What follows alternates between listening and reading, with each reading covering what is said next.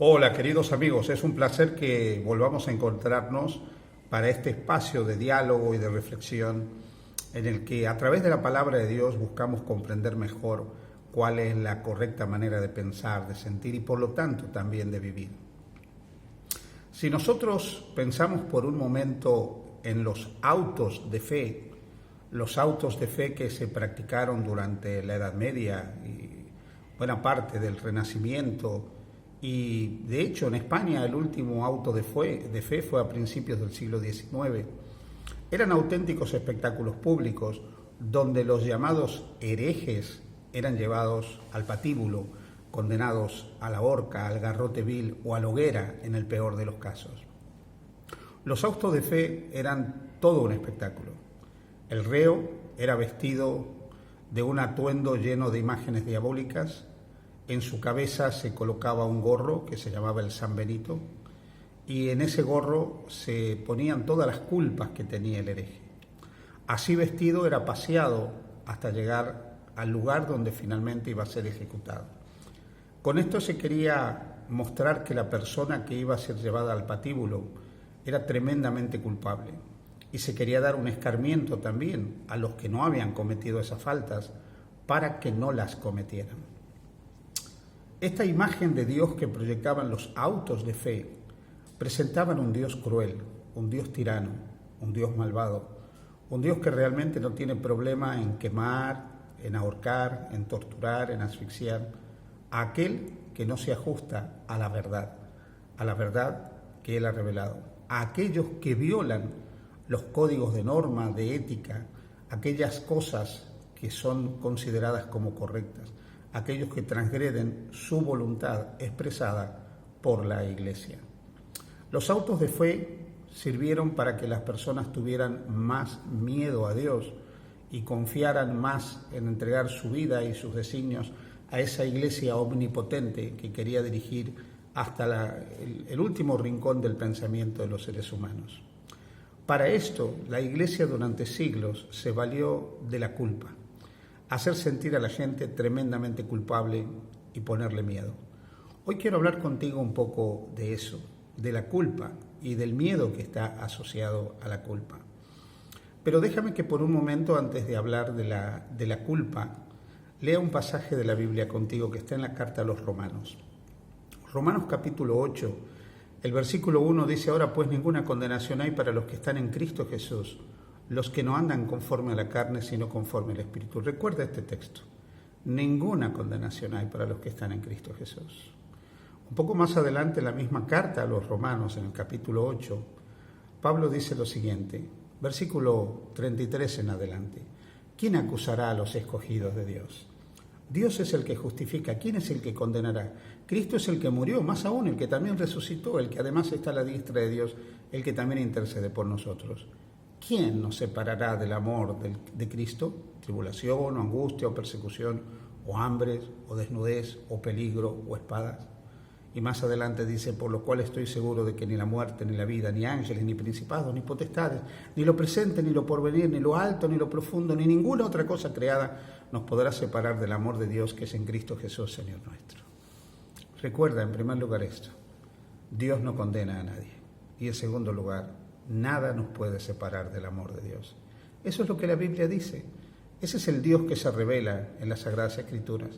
Un Dios que no condena, un Dios que tiene un amor inmenso por las personas.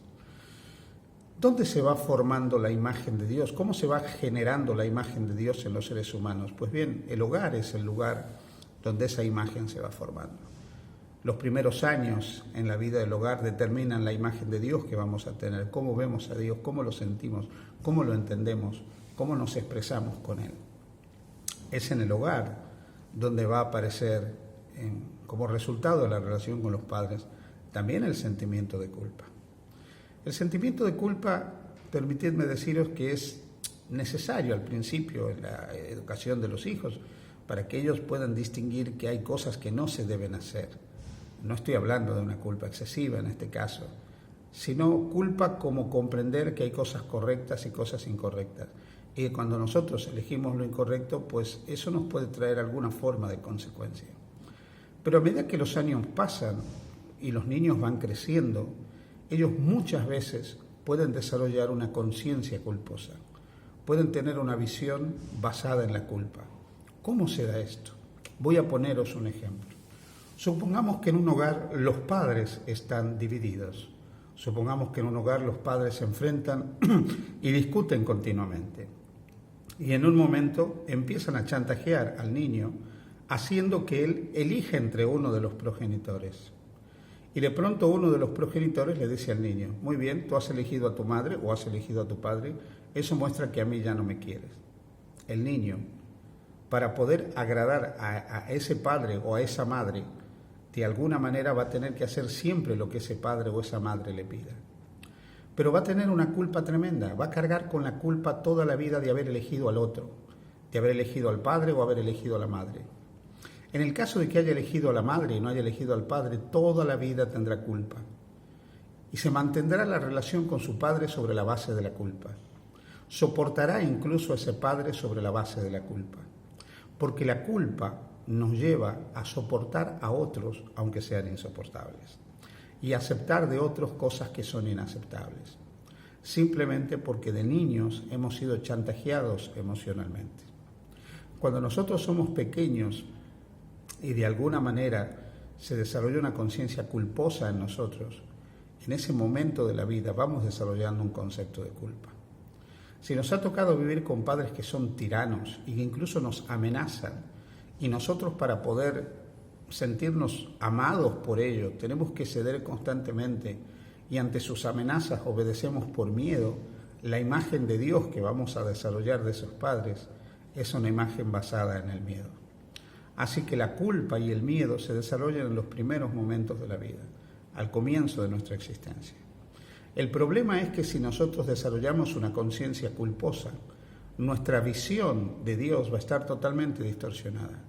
Son nuestros padres los que distorsionan nuestra visión de Dios, porque nosotros empezamos a pensar que Dios es duro, es inflexible, es condenador y es chantajista.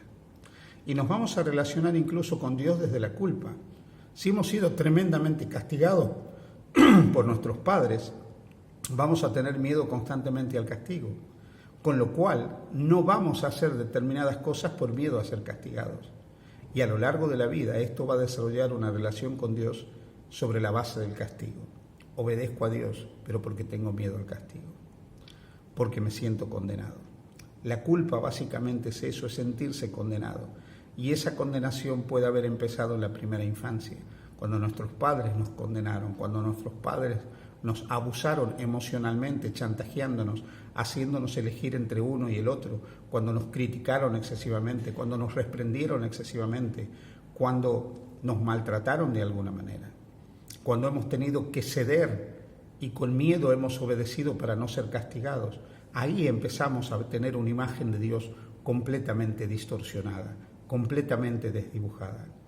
Y esa culpa que nos acompaña desde nuestra primera infancia nos lleva a tener relaciones con otras personas basadas en la culpa. Y la culpa nos lleva a tener experiencias autodestructivas. La culpa nos lleva a chantajearnos a nosotros emocionalmente. La culpa nos va quitando calidad de vida emocional, calidad de vida afectiva. Nos lleva incluso a relacionarnos con personas con las cuales por miedo a que nos digan o hagan algo, vamos a aceptar toda forma de chantaje de parte de ellos.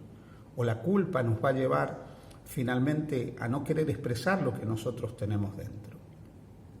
Vamos a vivir con una conciencia culposa y vamos a creer constantemente que nos tenemos que redimir de algo, porque todo el tiempo nuestros progenitores, cuando éramos pequeños, nos llevaron a hacer actos redentores para aceptarnos a nosotros.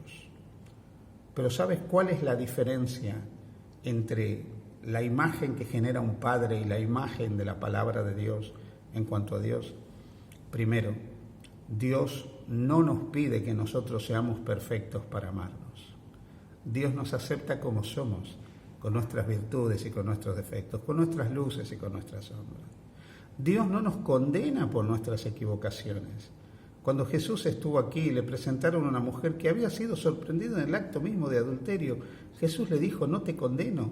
Y acabamos de leer el texto que dice: ninguna condenación hay para los hijos de Dios. El amor de Dios no crece o disminuye sobre la base de nuestras virtudes o nuestros defectos. El amor de Dios por nosotros es constante, es permanente, no desaparece nunca. Dios no quiere que nosotros nos acerquemos a Él pensando que de alguna manera nos tenemos que redimir, porque ya estamos redimidos. Dios no quiere que nos acerquemos a Él y le obedezcamos pensando que si no lo hacemos nos va a castigar, porque ya nuestros pecados finalmente recibieron el castigo que se merecían cuando Cristo dio su vida por nosotros en la cruz del Calvario. Por eso, al lado de Dios no hay condenación, no hay castigo, no hay culpa si nosotros nos relacionamos con Él. Lamentablemente, la historia del cristianismo, la forma en que nosotros hemos sido educados, nos ha hecho pensar en Dios y vivir la relación con Dios desde la culpa y desde el miedo. Culpa por ser condenados constantemente, por ser desaprobados constantemente, y miedo al castigo. Y eso nos ha llevado a tener una relación equivocada con Dios. Pero yo quiero decirte que podemos acercarnos plenamente a Dios, sin miedo y sin culpa, porque Dios nos ama y nada ni nadie nos puede separar del amor de Dios. Así que recuerda, ninguna condenación hay para los que están en Cristo Jesús, porque no hay nada que finalmente nos pueda separar de su amor. Libérate de la culpa, libérate del miedo, refugiándote en el amor y en la misericordia de Dios. Que el Señor te bendiga. Feliz día junto a Jesús.